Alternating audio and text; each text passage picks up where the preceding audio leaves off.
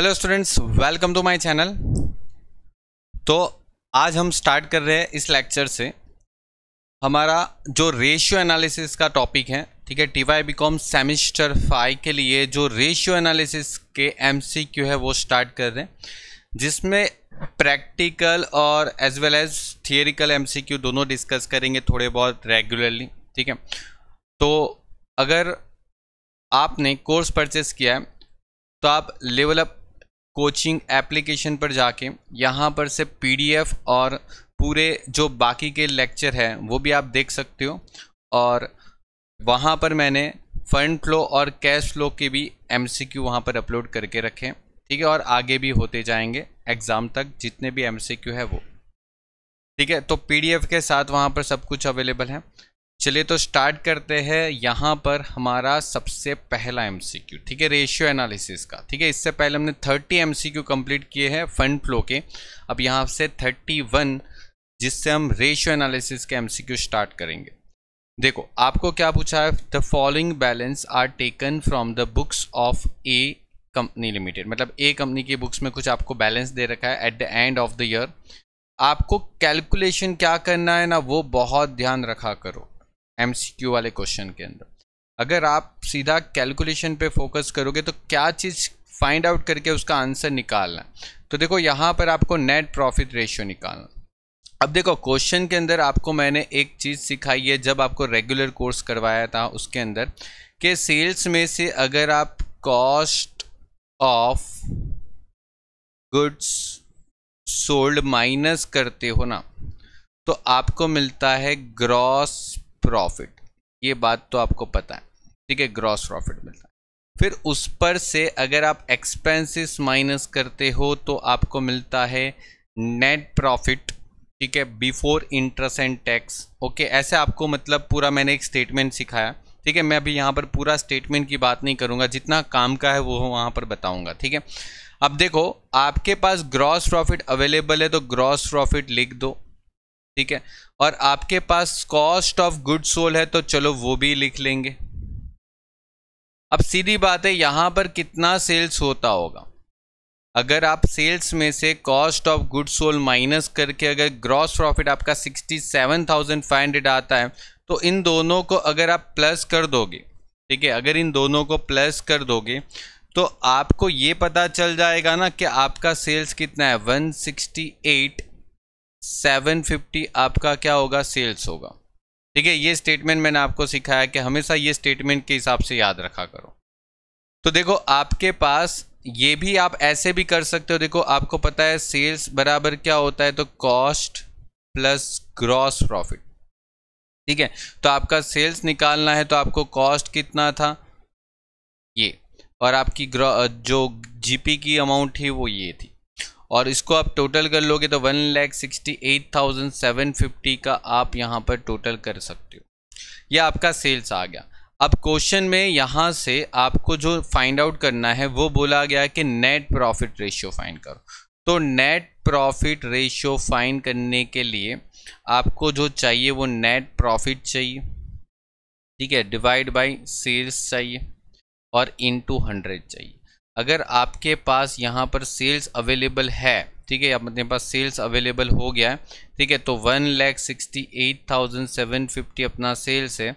और ये जो नेट प्रॉफिट होता है ना वो आफ्टर टैक्स चाहिए। आफ्टर टैक्स मतलब टैक्स माइनस कर दो, उसके बाद जो प्रॉफिट बचता है वो आपको चाहिए। तो देखो यहाँ पर नेट प्रॉफिट आपके पास अवेलेबल है जो कि 33,750, लेकिन आपको बोला गया यहाँ पर 50% टैक्स अभी भरना बाकी है, मतलब सब्जेक्ट टू 50% टैक्स। तो इसमें से 50% टैक्स लेस कर दो।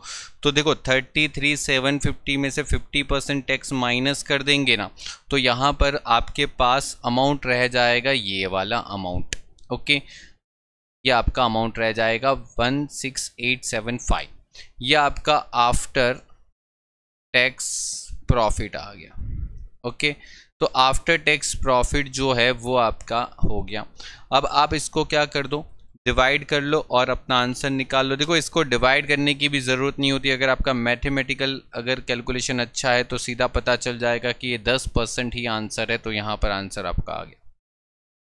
ठीक है। तो देखो एग्जाम में इस तरीके से थोड़े बहुत कैलकुलेटिव क्वेश्चन हो गए, मैंने तो आपको पूरा लिख के बता दिया, ठीक है, जस्ट बिकॉज मुझे आपको समझाना है, ठीक है, क्योंकि आप लोगों में से बहुत सारे स्टूडेंट ऐसे भी होंगे जो डायरेक्ट एमसीक्यू कर रहे होंगे अभी, ठीक है। तो इसीलिए मैंने आपको यहाँ पर पूरा कैलकुलेटिव करके बताया। अगर आपकी कैलकुलेशन जितना स्ट्रांग है उतना ऑन कैलकुलेटर ही इतनी सारी कैलकुलेशन आप आराम से कर सकते हो, आपको पूरा पेपर पेन की भी इतनी ज़रूरत नहीं पड़ती, ठीक है। सिर्फ आपको नेट प्रॉफिट का फॉर्मूला पता होना चाहिए, आप काम कर सकते हो पूरा, ठीक है। चलो आगे बढ़ेंगे। नेक्स्ट क्वेश्चन में क्या बोला है देखो, पढ़ो। डेटर्स जो है वो आपके पास अवेलेबल है अमर लिमिटेड के, ठीक है। कितने डेटर्स अवेलेबल है? 60,000। बिल रिसीवेबल भी आपके पास अवेलेबल है 4,000। ओके, टोटल सेल्स कितना है? 7,30,000, इन विच 4/5 ओके इज क्रेडिट सेल्स। देखो कहने का मतलब क्या हो जाएगा कि आपके पास यहाँ पर क्रेडिट सेल्स कितना हो गया, तो बोला 7,30,000 का जो सेल्स है उसका 4/5 करोगे तो बोला कि आपको क्रेडिट सेल्स मिल जाएगा। आपको क्या बोला कि जितना आपके पास सेल्स है उसका आप 4/5 कर लो तो आपको यहाँ पर क्रेडिट सेल्स की अमाउंट मिल जाएगी ये वाली। और आपको बोला है find out the debtors ratio, आपको डेटर्स रेशियो फाइंड आउट करना है और आपको वर्किंग डेज भी आपके पास अवेलेबल है। तो मतलब देखो डेटर्स रेशियो का आपको यहाँ पर फॉर्मूला पता होना चाहिए, ठीक है। क्या फॉर्मूला है?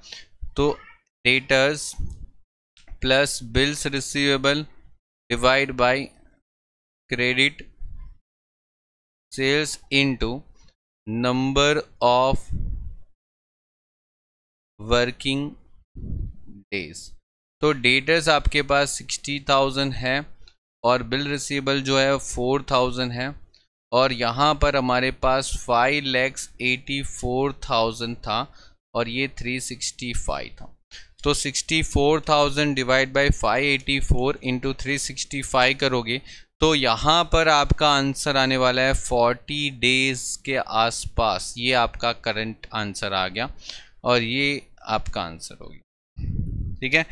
तो देखो इस तरीके से थोड़ी बहुत कैलकुलेटिव क्वेश्चन आपको पूछे जाएंगे। मैं आपको सारे यहाँ पर हर एक टॉपिक से थोड़े क्वेश्चन को हम मतलब टच करके हर एक टॉपिक के क्वेश्चन करेंगे ताकि आपकी हर एक चीज़ की प्रैक्टिस हो जाए, ठीक है। चलिए तो आगे बढ़ते हैं। सेल्स दे रखा है आपके पास, ओके, एक कंपनी का और बोला कि ये 8,50,000 है। आपके पास जो सेल्स है वो 8,50,000 है। आपका ग्रॉस प्रॉफिट भी बोल दिया कि 40,000 है। आपके पास क्लोजिंग स्टॉक तक बोल दिया, ओपनिंग स्टॉक तक भी बोल दिया। बोला स्टॉक टर्नओवर रेशियो। अब देखो आपको पता होना चाहिए कि स्टॉक टर्नओवर रेशियो की फॉर्मूला क्या होती है? Cost of goods sold divide by क्या हो जाएगा? Average stock. तो स्टॉक टर्नओवर रेशियो के लिए हमने को पता चल गया कि दो चीज़ों की ज़रूरत पड़ेगी। एक तो cost of goods sold, COGS बोलूँगा मैं इसको शॉर्ट में। तो इसका फॉर्मूला बड़ा सिंपल है, सेल्स माइनस ग्रॉस प्रॉफिट। और सेल्स कितना? 8,50,000 है और ग्रॉस प्रॉफिट कितना है? 40,000। तो यहाँ पर 8,10,000 आंसर आ जाएगा। मतलब ये 8,10,000 अपना आंसर आ गया COGS का। फिर आपको बोला एवरेज स्टॉक चाहिए। क्या बोला आपको क्वेश्चन के अंदर? एवरेज स्टॉक चाहिए। एवरेज स्टॉक के लिए कैलकुलेशन क्या करनी है? तो opening stock plus closing stock divide by 2। Opening stock अपने पास है 2,10,000, क्लोजिंग स्टॉक अपने पास है 1,30,000 डिवाइड बाय अगर आप 2 करते हो तो 2,10,000 1,30,000 डिवाइड बाय 2 मतलब यहाँ पर 1,70,000 आंसर आ गया, ठीक है। तो ये दोनों आंसर को हम यहाँ पर रख कर डिवाइड कर देंगे तो अपना जो रेडीमेड आंसर है वो अपने को मिल जाएगा 4.76 टाइम्स। ओके, ये टाइम्स भी याद रखा करो, ठीक है। तो ये आपका यहाँ पर आंसर आ गया, ठीक है। प्रैक्टिकल क्वेश्चन कंप्लीट, ठीक है। आगे बढ़ेंगे। देखो ये भी एक क्वेश्चन है, ठीक है, जिसमें आपको बोला गया है क्या? तो बोला यहाँ पर ओके प्रोप्राइटरी रेशियो फाइंड करना है। आपको प्रोप्राइटरी रेशियो फाइंड करना है। क्या फॉर्मूला है प्रोप्राइटरी रेशियो की? फॉर्मूला अब यहाँ पर फॉर्मूला पता होगा तो ही काम चलेगा, ठीक है। इसीलिए मैंने आपको बोला है कि हर एक लेक्चर के जो मैंने आपको बेसिक कोर्स के अंदर जब बेसिक जितने भी बेसिक वीडियोस है वो आप देख लो, ठीक है। क्योंकि अगर बेसिक लेक्चर अगर आप मिस करोगे तो आपको उसके ऊपर से जो डिस्क्रिप्टिव क्वेश्चन थोड़े बहुत पूछेंगे वो नहीं आएंगे, ठीक है। तो आप फंड फ्लो, कैश फ्लो, सबके बेसिक, सिर्फ बेसिक लेक्चर देखने हैं। और बेसिक लेक्चर से आप उसके बाद मैंने जो 1 या 2 लॉन्ग क्वेश्चन, शॉर्ट क्वेश्चन करवाया उसको कंप्लीट करिए और फिर उसके बाद आप एमसीक्यू करिए। देखो फिर एमसीक्यू आपको कंप्लीटली आएंगे। और जितनी भी थियरी है उसको रीड करिए, ओके। चलिए, तो देखो यहाँ पर क्या बोला है, आप उसकी प्रोप्राइटरी रेशियो की फॉर्मूला याद कर लो। क्या फॉर्मूला होती है? तो देखो इसकी फॉर्मूला क्या होती है, प्रोप्राइटरी रेशियो की फॉर्मूला क्या होती है। तो देखो मैं यहाँ पर लिख देता हूँ, proprietary fund divide by total real assets, okay, into 100 कर दो। क्योंकि देखो सीधी बात है, यहाँ पर परसेंटेज में क्वेश्चन दिख रहे, मतलब परसेंटेज में आंसर दिख रहे, तो इसका मतलब कहीं ना कहीं परसेंटेज तो आपको 100 से मल्टीप्लाई करना पड़ता है, ठीक है। अदरवाइज मैंने आपको डिटेल में बताया कि अगर आप कभी कभी यहाँ पर परसेंटेज नहीं भी करते हो तो आप रेज़-1 भी लिख सकते हो, और कभी आप 100 मल्टीप्लाई करते हो तो आप परसेंटेज में भी लिख सकते हो। क्योंकि कुछ रेशियो में ऐसा है कि हम, हमारे पे डिपेंड करता है, हम परसेंटेज में दिखाते हैं तो परसेंटेज में भी दिखा सकते हैं और रेशियो में दिखाते हैं तो रेशियो में भी। यहाँ पर आपको प्रोप्राइटरी फंड, देखो प्रोप्राइटरी फंड जो है उसके अंदर आता है एक तो इक्विटी, ठीक है। अभी जो अपने पास है उसके हिसाब से देखें तो एक तो इक्विटी आता है प्लस जनरल रिजर्व आता है, ठीक है। और उसमें से आपकी फिक्टिटिस एसेट जो है ना, ओके, फिक्टिटिस एसेट जो है वो लेस होती है। मतलब समझो 40 लाख, देखो मैं है ना आपको एक सलाह ये दूंगा कि अगर सारी चीज लैक्स में है ना तो आप उसको लैक्स निकाल दो, ठीक है। अगर देखो एग्जाम में एक थोड़ी स्पीड लानी है तो, ठीक है, अदरवाइज आप अपने हिसाब से कर सकते हो, ठीक है। लेकिन मैं मेरे हिसाब से आपको ये बता रहा हूँ, थोड़ी सी स्पीड लानी है। 40 लाख और उसमें 7 लाख का जनरल रिजर्व और 7 लाख का फिक्टिटिस एसेट, मतलब आपका 40 लाख ही हो गया। मतलब ऊपर तो 40 लाख ही आने वाला है, ठीक है, ओके। ऊपर तो 40 लाख मतलब 40 लाख ही आने वाला।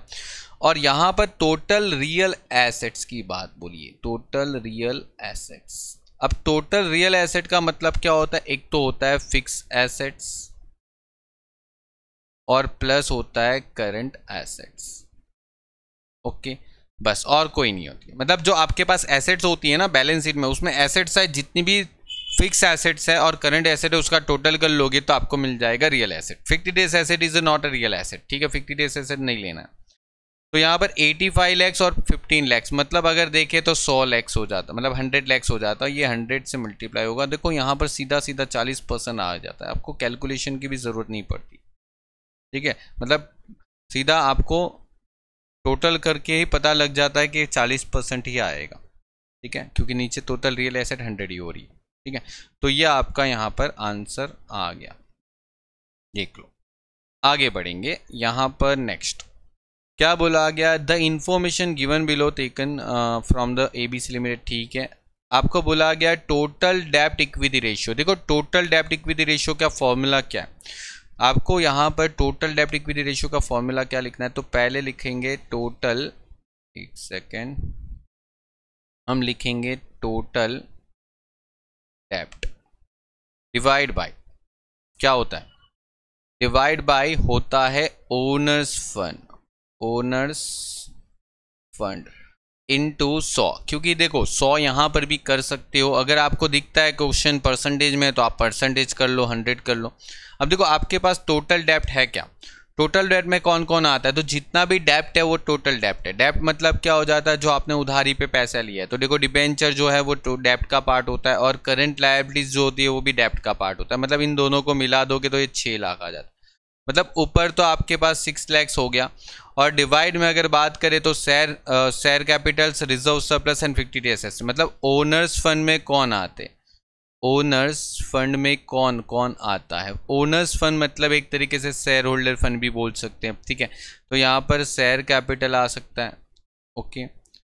फिर आपके पास यहाँ पर रिजर्व एंड सरप्लस आ सकता है, ठीक है। रिजर्व सरप्लस माइनस कर सकते हैं इसमें से फिक्टिशियस असेट्स।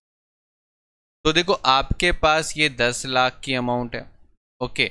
आपके पास ये 3 लाख की अमाउंट है, ठीक है। और आपके पास ये 1 लाख की अमाउंट है। मैंने आपको वैसे भी बोला है कि अगर आप सब कुछ लैक्स में ही चल रहा है तो आप सीधा 10 + 3 - 1 मतलब ये टोटल 12 लाख हो सकता है, ठीक है। आप लैक्स को अगर सीधा निकाल ही दोगे तो आपको पता चल जाएगा कि क्या आने वाला है आंसर।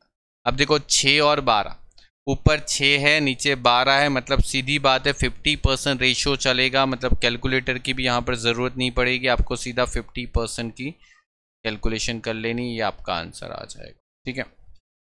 कंप्लीट। तो देखो इस तरीके से आपको पहले सारी फॉर्मूला याद रखनी है और फिर जाके आप काम कर पाओगे। देखो आगे बढ़ते हैं।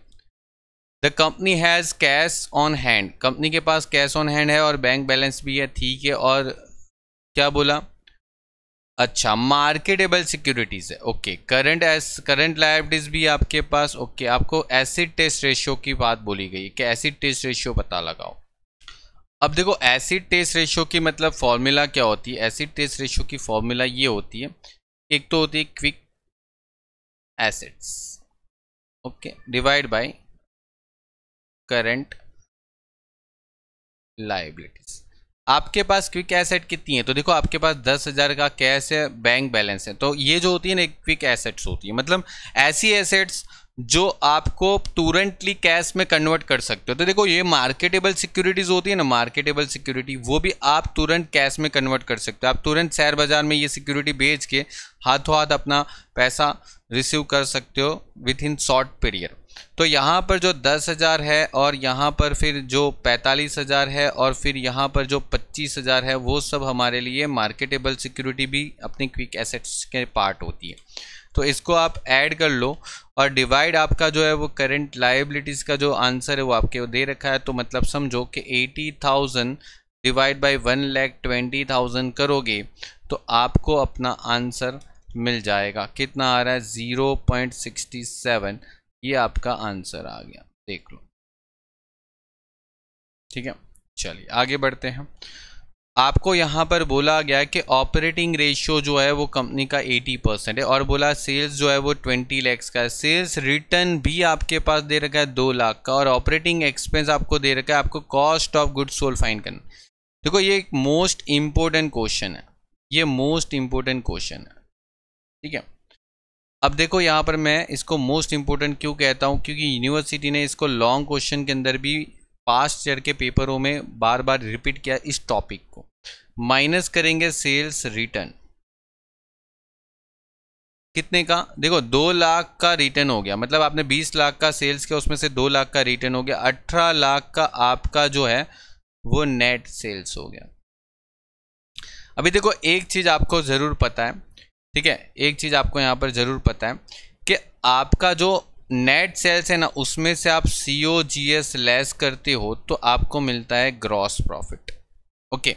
और उसमें से अगर आप ऑपरेटिंग एक्सपेंस, कौन से ऑपरेटिंग एक्सपेंस लेस कर दोगे तो आपको मिलेगा नेट प्रॉफिट, कौन सा, बिफोर इंटरेस्ट एंड टैक्स, ये मिलता है, ठीक है। मैंने क्या बोला, देखो ये पूरा एक फॉर्मेट है जो मैंने आपको बताया हुआ और ये फॉर्मेट बहुत काम आएगा कि अगर आपके पास नेट सेल्स है, सेल्स में से अगर COGS cost of goods sold minus करते हो तो आपको GP मिलता है, GP माइनस कर दिया तो आपको एक्सपेंसेस माइनस करने से आपको नेट प्रॉफिट मिलता है, ठीक है। और ये जो नेट प्रॉफिट होता है वो होता है बिफोर इंटरेस्ट एंड टैक्स, ठीक है।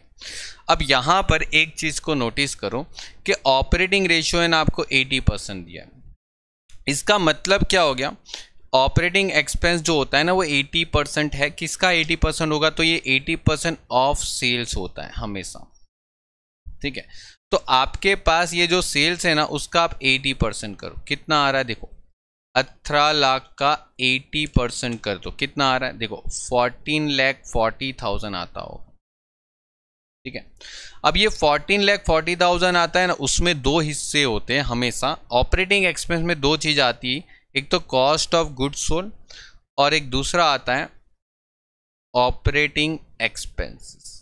अभी आपके पास ऑपरेटिंग एक्सपेंसेस है 1,00,000 रुपए, तो मेरे पास अगर ऑपरेटिंग एक्सपेंस 1,00,000 है तो इतना तो मेरे को आइडिया आ जाएगा ना कि COGS कितना होगा। 14,40,000 में से 1,00,000 अगर अलग कर दिया जाए तो 13,00,000, मतलब कितना आ जाएगा, 13,40,000 आ जाएगा। 13,40,000 हो गया। ये अपना आंसर आ गया, देखो। ठीक है, ये एक सिंपल सा लॉजिक है। मतलब अगर देखो, अगर आपको पूरा बताओ ना, तो आपको यहाँ पर एक और भी एनालिसिस मैं बताता हूँ। देखो, ये आपको 13,40,000 COGS आ गया, कॉस्ट ऑफ गुड्स सोल्ड आ गया। अब उसको 18,00,000 में से माइनस करो। देखो, मैं आपको कुछ एक्स्ट्रा भी सिखाता हूँ। देखो, ये आया। अब इसमें से आप ऑपरेटिंग एक्सपेंस को लेस कर दो। ऑपरेटिंग एक्सपेंस कितना है, 1,00,000 है। ठीक है, वो तो दे के रखा था, ये रहा क्वेश्चन के अंदर। तो आपके पास जो आंसर बचा वो 6,00,000 बचा, मतलब 3,60,000 बचा। ठीक है, अब यहाँ पर एक और भी बात नोटिस करने की है।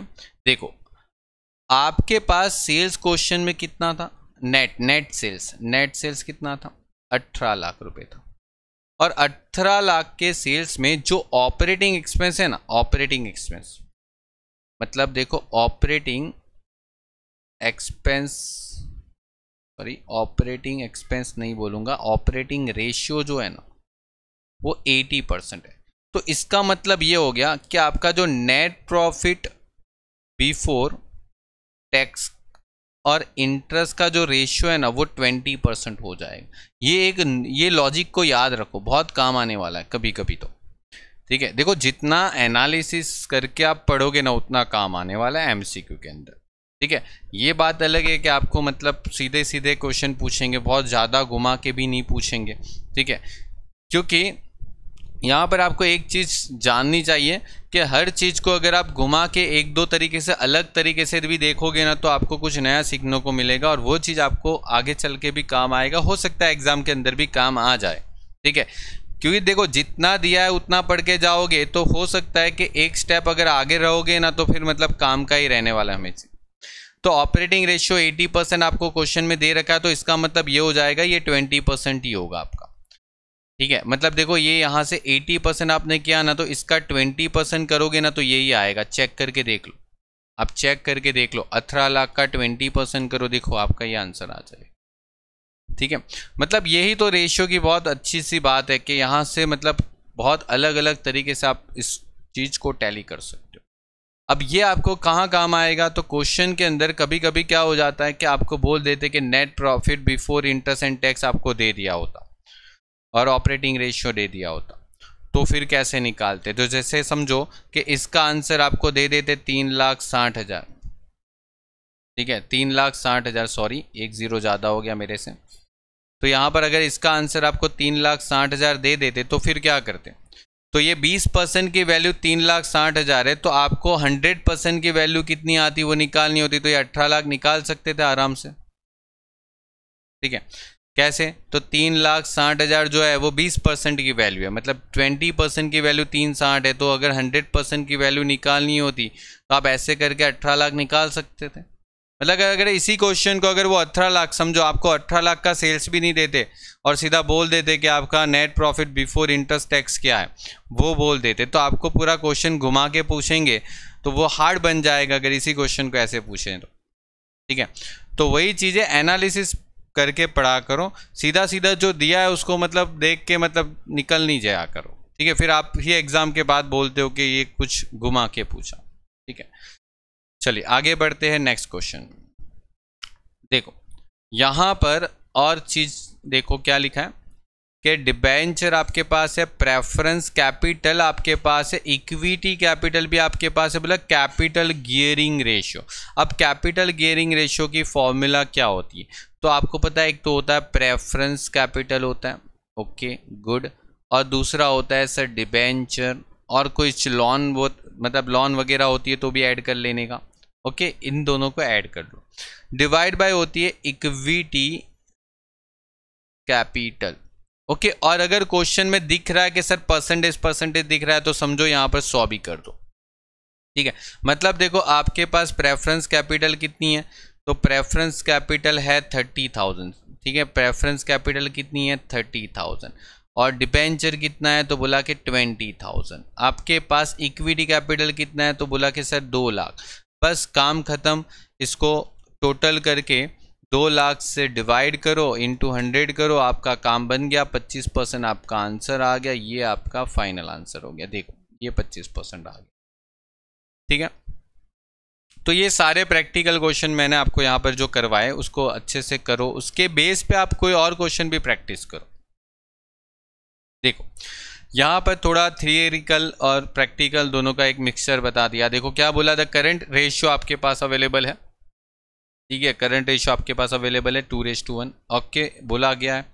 यहाँ पर ये बोला गया which of the following suggestion would improve the ratio. Okay, आपको ये बोला गया कि आपका जो करंट रेशियो है ना, करंट रेशियो वो इम्प्रूव करना है। मतलब अभी 2:1 है, अभी 2:1 है, अभी 2:1 है, इसको इम्प्रूव करना है, मतलब इसको इंक्रीज करना है, ऐसा समझो ना, इंक्रीज करना, बढ़ाना है, 2 से बढ़ाना, मतलब 2:1 है ना, उससे ज़्यादा करना है। तो देखो कैसे ज़्यादा होगा, देखो यहाँ पर एक चीज़ समझो, अगर करंट रेशियो अगर मुझे इंक्रीज करना होता है ना, तो एक ही चीज़ होती है, मुझे करंट